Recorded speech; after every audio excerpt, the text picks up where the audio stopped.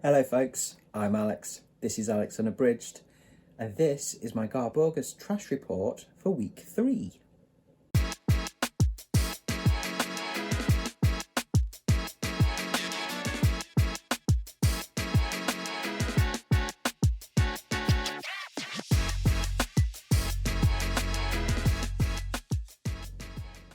So welcome or welcome back if that is the case. Here's another week done of GarbAugust. And of course this week has been novelisations and tie-ins or books by famous people. So I will get into what I read in the last week in a moment, but first a quick reminder that I'll be rating the books from 1 to 5. This is just my very personal, very arbitrary rating for how I enjoyed the particular books. And also, because it's GarbAugust, I will be awarding each book a trash panda on the scale of bronze to silver to gold. And to remind you of what that scale is, a bronze trash panda equates to something with just a little bit of trashiness to it. Silver is a moderate, medium amount of trash, good amount of trash to it. And then gold is for your uber trash. So that's the rating systems out of the way. Let's crack straight into the books then. So the first one I read, or finished reading because I had started it in the previous week, is Orca by Arthur Herzog. And this is definitely kind of got paperback from hell. It's a paperback from hell, but also I think it came out either just before or at the same time as the film, and I think it is tied to the film. So I'm assuming, you can count it as a novelisation. So it does say, now a sensational film. This is, as the title would suggest, about an orca, a killer whale, a killer whale, and the chaos and mayhem that ensues when Jack Campbell, the main character, kills its mate, and it seeks revenge. As it says on the back cover, if his mate is harmed by a man, Orca will hunt down that man and take his revenge in terror, mutilation and death. And yes, that's what happens, basically. But yes, this one is a 3.5. I enjoyed this. This was a good, pacey story. And I'm giving it a gold trash panda. It's definitely trashy. Yes, it's quite ridiculous in parts, but in a good way. It's got kind of sort of all your kind of markers, I think, of trashiness in here. Yeah, it's quite amusing. It's the story itself is kind of a little bit bonkers, just in terms of it starts with Campbell, who owns a marina and a boat in Florida, and with his sister Annie, his younger sister Annie, her boyfriend Paul, and another employee, Novak. They read in the paper one day that the Japanese are offering an obscene amount of money to anyone who can capture a great white shark over 25 feet long, for them to basically, come and get and take back to Japan to be in an aquarium. And then the marina that Campbell owns is suffering. It's in debt, and they're going to run out of money soon. And so Annie convinces him to go on this shark hunt, basically. And they go from Florida trying to find a shark all the way up the coast, and end up actually at Newfoundland, and near a little fishing village, and they find a shark there, but the shark is about to attack someone, and before they can kind of intercede, an orca does and takes out the shark without any trouble at all. This huge orca. And so Campbell decides that he's going to capture an orca instead, because he can't find another shark. They've been searching for ages. And also, orcas have got to be better, haven't they? Because they've just taken out a great white shark. And that's where the trouble starts, basically. And so, yes, he ends up being stalked, essentially, by a giant orca, a giant, very, very intelligent orca, that kind of acts on its own, but it's there's a lot of busy carnivorous plotting, should we say. I have to say with this one, I'm totally on the Orca's side. Campbell is a complete arse. Horrible character. Arrogant. Just really not a nice character at all. Sexist. He's just an arse. And most of the human characters aren't much better, to be honest. They're all quite surface level character-wise, as you'd expect in this kind of book. But yeah, they're all just, you roll your eyes a lot, I think, at the characters. And it's totally his fault that he's in this situation. So I'm totally with the Orca on this, apart from one bit with a dog. And I don't know. Not appropriate. We don't hurt the puppies, do we, in stories? Not for me, anyway. I hate that. Anything to do with any kind of, dog death, dog, injury, etc. Not a fan. But other than that, yeah, really enjoyed this. As I say, it's quick read. It's it keeps its pace going really well. There's no kind of I wouldn't say there's any kind of lull in pace. But yeah, it's not a scary one, at least not to me anyway. It's I don't find Orca scary at all. I find them fascinating, actually. So it's not got the kind of not fear factor, but apprehension factor that something about a shark would have, because of my fear of sharks. Although as I say, there's some sharky stuff in here. When it started, it was like chapter 2 is called The Shark, and I'm like, wait a minute, I thought I was reading about orcas here, not sharks. But it goes. It's there to kind of show that the orca is bigger and badder, basically. So yes, but yeah, an interesting, ridiculous plot and some general silliness. So yes, really enjoyed this one. As I say, that's a 3.5 and a gold trash panda. Okay then, next up, we got a novelisation of The Cabin in the Woods, written by Tim Lebbon, based on the screenplay written by Joss Whedon and Drew Goddard. I have not seen the film of this, mainly because I wasn't sure whether it would be too scary for me. I don't do well with horror. For anybody who's just coming to the channel through this, I don't do well with horror films. Love horror books, but not horror films. So I was really interested to read this because I really liked the premise of the film, but I was just like, not sure I can handle it. So yeah, really good to read this one. This is a 4 out of 5, and a gold trash panda. This is very trashy. I think this is it's a trashy film. I get the impression that it has got, but it kind of knows it is. I think, it was Joss Whedon who does trashiness quite well, I think. I love Buffy, and that is trashy, but in a great way. So this is 5 friends go to a remote cabin in the woods. Bad things happen. If you think you know the story, think again. This was really interesting, actually. The way that it does sort of flip the the kind of isolated cabin in the woods, sort of tropes around. It plays with them a lot, and it's batshit, really. It is redonkulous. It keeps ramping it up in terms of the ridiculous levels.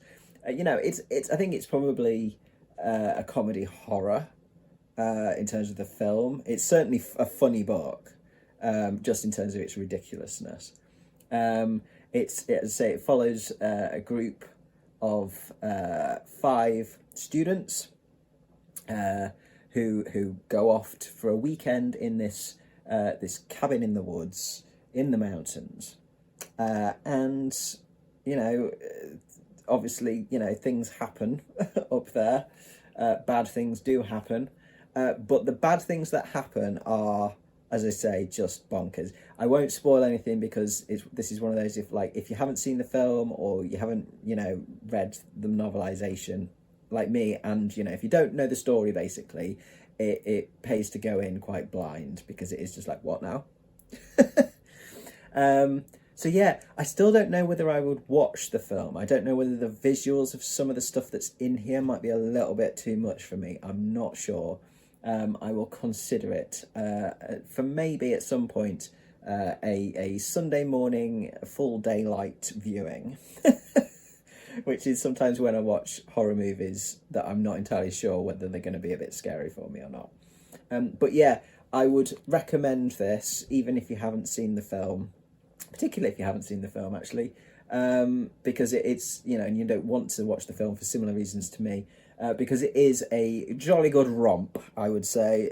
That's how I describe it. It is funny, it is scary, it's got tension to it, it does twist and turn quite a lot, and I had no idea where it was going to go in terms of how it was going to end or anything like that. It kind of kept me guessing to a point. There were some things where you kind of think, you're like, yeah, I know what's going to happen there, and they did happen that way. And then there were other bits where I was like, yeah, I know what's going to happen there, and it was like, no, you don't.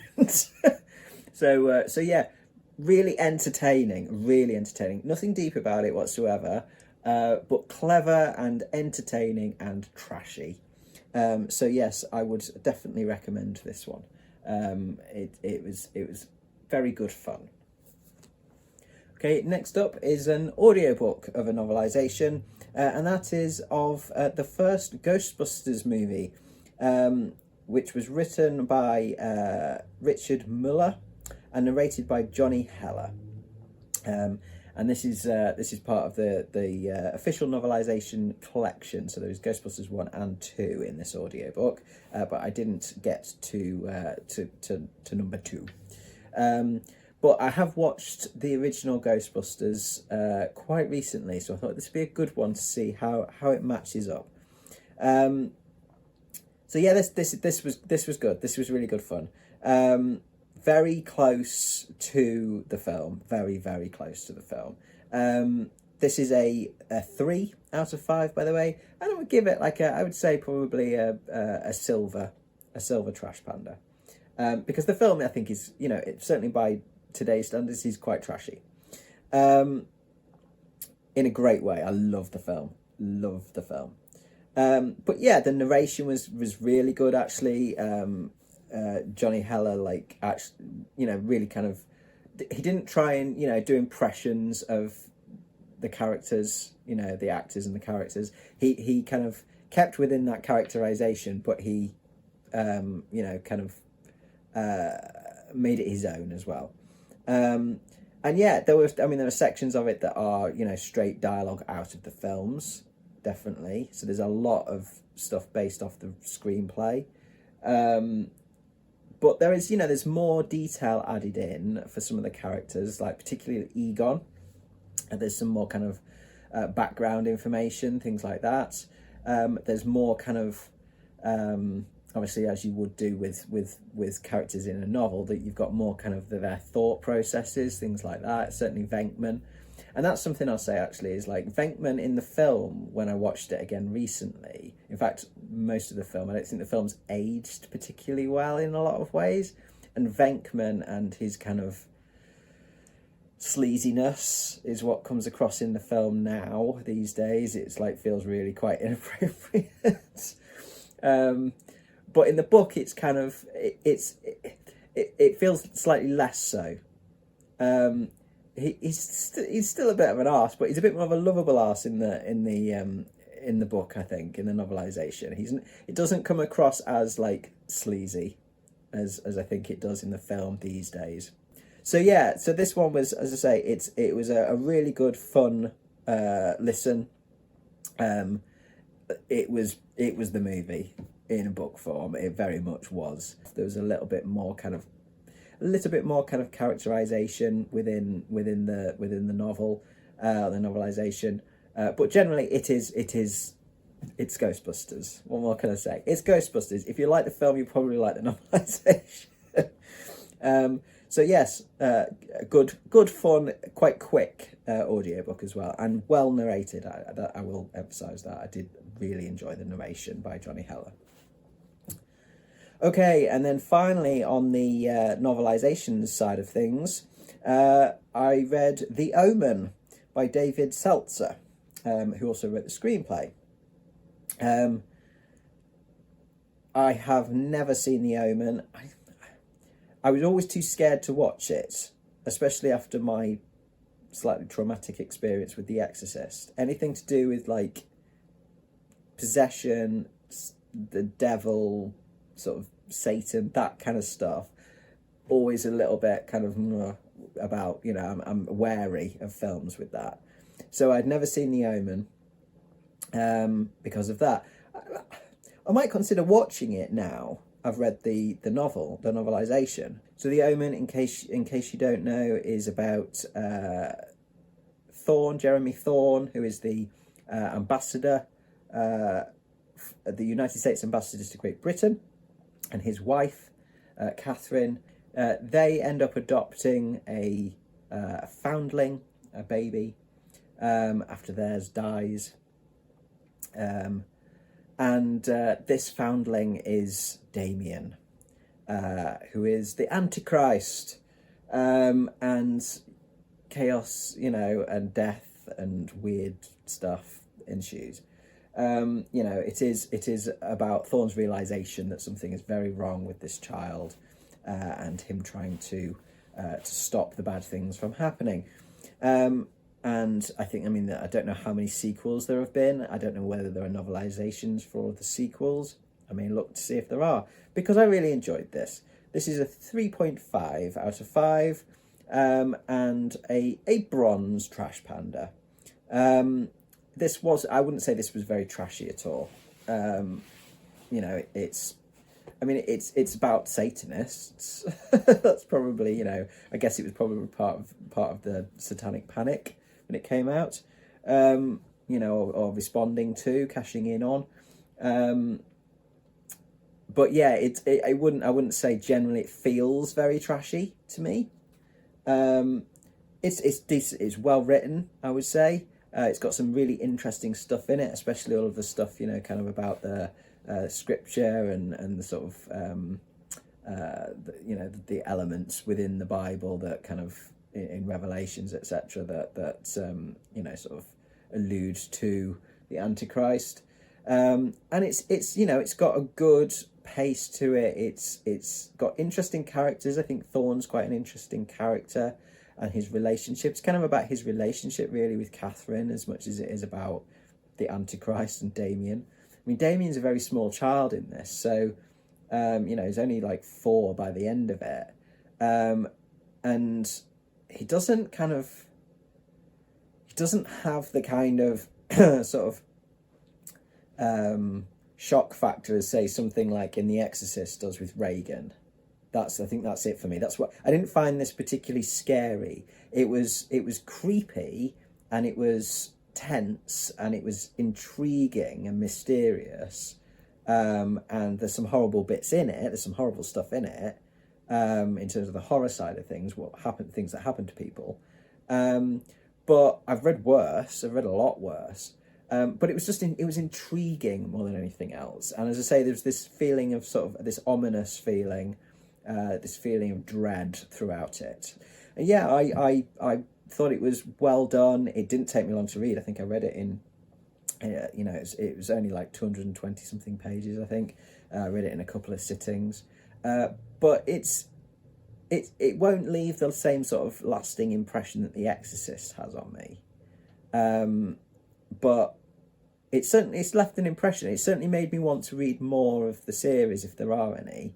And it has made me intrigued to possibly try watching The Omen. Again, that will be a Sunday morning, bright daylight, when my missus is home, kind of viewing, just in case it's too much. I mean, I'll turn it off if it's too much, but once the visuals are in my head, they won't go away. So I do have to be careful. But yeah, it's definitely made me want to read more. if the other novelisations are out there. I will probably look that up when I finish filming this video. So yes, the Omen, that's a 3.5 and a bronze trash panda. Okay, last one for the week then for me, and that is one of the books by a famous person that I had on my pile of possibilities, and that is this one, Mr. MacGregor by Alan Titchmarsh. For those who don't know, Alan Titchmarsh is a celebrity TV gardener. Hello folks, Editing Al here. I just realised that I didn't actually say when I was filming what Mr. Gregor was about. Well, it's about a celebrity TV gardener. So it's, you know, but a younger one than Alan Titchmarsh. A younger, much better looking one, apparently, than Alan Titchmarsh. And kind of about his relationships with the people that he works with, and his family and his girlfriend, and the general kind of sort of comedy of errors, if you like, or, you know, kind of mishaps and all that kind of stuff. I picked this one up because I'd heard that, you know, there was, as I said, there was a bit of a to-do when it came out, because it was apparently quite saucy. And Alan Titchmarsh, not the sort of person you'd expect to be writing saucy stuff, really. So I thought, well, let's give it a crack and see what all the hoo-ha's about. And yeah. No. This is a 2-star and a bronze trash panda. It's not particularly trashy. It's got some trashy elements to it, don't get me wrong, but it's not it's not like uber trash, I would say. Mainly it's just dull.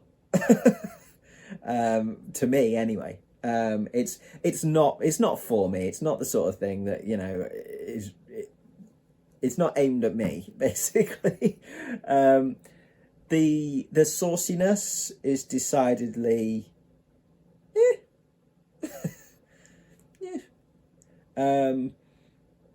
but, you know, again, it's all a matter of perspective, isn't it? So yes, there's a little bit of sauce in it, but not really. It's very, very mild, by general standards, I would say. You know, even like Jilly Cooper standards, it's like, yeah, it's not. But I think it's more to do with the fact that it's Alan Titchmarsh who's written it. But yes, so yeah, it's got 2 stars because it's very meh. It doesn't really it just did nothing for me, really. It's kind of backstabbing and game playing and a bit of adultery and, you know, kind of relationships and stuff like that. And it's just kind of, you know, a comedy of errors in some respects. It's just not for me. It's just not for me. It wasn't poorly written. It did have a couple of bits, even in the first chapter there, I was like, there's a little bit of there's a bit of what I'd call kind of casual homophobia. Very, very, very stereotyped gay character in it. So I was like, oh, Alan, come on now. And there's definitely some sexism in here as well. But, you know, there's some humorous writing in it. There are a couple of characters that I thought, yeah, okay, you've got that right. And, you know, it's very northern. It's very northern British in its writing.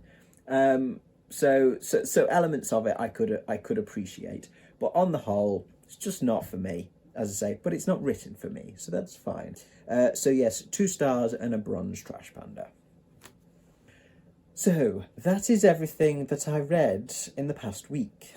As this video goes up then, we will have 8 days left of August, and therefore 8 days left of GarbAugust, which I'm quite sad about in a way, because I've thoroughly enjoyed this month's reading. I will be adding in some more trash to my general reading, I think, because I've got the trash bug now, well and truly. But yes, the last 8 days is anything goes, literally anything, as long as it's trashy. So I'm going to mix it up a little bit in the last 8 days or so. So I thought I'd have a little look at the Garbingo board, because I've not really been kind of actively trying to fill it. It was just kind of one thing too much for me in terms of coming up with my pile of possibilities and stuff. And I'm very much a mood reader. I didn't want to be kind of fixed to reading particular books to fill the squares. You know, I wanted just to be able to pick and choose. So I haven't, as I say, I haven't been actively trying to fill it. But I thought I'd look and see how I was doing, and I'm doing better than I thought. I've used several books several times, but, you know, I should think quite a lot of people have. So yes, let's have a little look at the Garbingo board and where I'm up to then. So I will pop up a graphic of it here. So everything with the little dot on it is a square that I've done. So yeah, I'm not doing too bad there. I've got a line, in fact. So I will superimpose on top of that the books that I've used for it so far. So yeah, I've used the Omen 3 times. Killer Kids and the Omen. I'm taking it because, you know, Damien, he's a kid.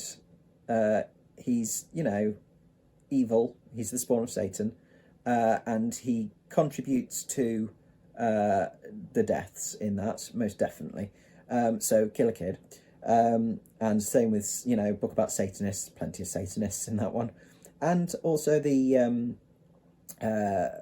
book cashing in on a moral panic. I'm assuming that the Omen was cashing in on the satanic panic. So we've got the Minotaur's Mate for the dirty book. That was quite filthy. I've used the Executioner 3 times as well. Books, you know, a book that's part of a series of at least 100 entries. A book with nudity on the cover, and a book about with vigilantes, or about a vigilante. Worm I've also used 3 times. That one, you know, that one has it has quite a significant sort of gang plot line in it. It also has conspiracy theory in it, and it is also largely set in hospitals and or around doctors. So I'll use that one for that one. What else we got? Omega's Fate I've used a couple of times for the shifter romance, which is exactly what it is. It is a werewolf shifter romance. And also for the pseudonym square as well at the bottom there, because I don't believe for a minute that Wolf Spectre is the author's real name. What else we got? The Reek, that's the one with green on the cover, and also a book from a weirdly specific subgenre. It's not the most weird or specific one, but I think it counts. It's post-apocalyptic male monster fantasy romance. So it's quite specific. And what else we got? Pestilence I've used for the Killer Animal book. I could have used loads for this. And the book I'd be ashamed to read in public is Evelyn. That was an ebook, so I'm not worried about the cover of it, although I would be worried about the cover of it based on that cover, if it was a physical book. But actually, it's the one where, actually, even as an ebook, I wouldn't read it on my Kindle or in public, certainly not on public transport where somebody might glance across at the text, because I have the text quite large on my Kindle, because then I can read without putting my glasses on when I'm out and about. And every page of that has some sort of, you know, quite embarrassing smut on it. It would not take much of a glance to see exactly what sort of thing I was reading, so I would not be reading that one in public. The Jilly Cooper book is Riders, which I am further on with than I was last time, but I still need to finish, but I will have that finished. And so yeah, we've got, you know, I managed to get a line across the second row there, and I'm one book away from 2 more lines. So that is what I will do with my last week and a bit of GarbAugust. I will be reading Buffy the Vampire Slayer, Out of the Madhouse, which is book 1 of the Gatekeeper trilogy. I'm going to read this because I'm hoping and I'm assuming that there's going to be some sexy vampires in it. Now, it's how you determine sexy vampire is you know, subjective, I believe. But there is mention of angel in here, and you know, one could classify angel as a sexy vampire. There might be some Spike in here. I don't know if Spike's in here. That's also sexy vampire. In my opinion, sexier than angel. But yeah, so I'm guessing there's probably going to be vampires that I might possibly think are a little bit sexy, and I'm taking that as that square. So that's one of them, and then the other one is the VC Andrews book to complete that bottom line. So I have Flowers in the Attic on my list. It's Kindle Unlimited, so, and I kind of wanted to get to it for Paperbacks from Hell, but didn't. So I will read that one as well. So hopefully, fingers crossed, I can complete another couple of lines. I do have a Richard Lehman as well. So if I can get that corner square, it won't complete a line, but it's another one to go on. I do have Funland, which I did want to get to, so I might try and get through that if I have chance. And I've also got one that is a library book, which I will definitely be reading, and that is Consumed by David Cronenberg, which is another one of the ones that will go in for a celebrity, book by a celebrity. So yeah, I do really want to read this because I am a Cronenberg fan in terms of film. So yes, and if I have time for anything else, then I will look at some of the shorter killer animal books from my shelves. Killer animal paperbacks from hell from my shelves. I've got a Guy Smith down there that I'd quite like to read, and another Arthur Herzog. And then anything on Kindle Unlimited that looks trashy and short. So if I want something that's, you know, a real quick read, then I will go to Kindle Unlimited and have a look at some of the ridiculousness that is on there. And I'll finish Riders. That's the other one as well. Obviously, I've not got too much left of that now. So those are my plans for the last bit of GarbAugust. So I hope your own reading for the event is going wonderfully, and you're having lots and lots of trashy fun. Thank you very much for watching today, folks. If you enjoyed this video, please do consider giving me a like and subscribing for more content coming very soon. But from me, for now, stay trashy.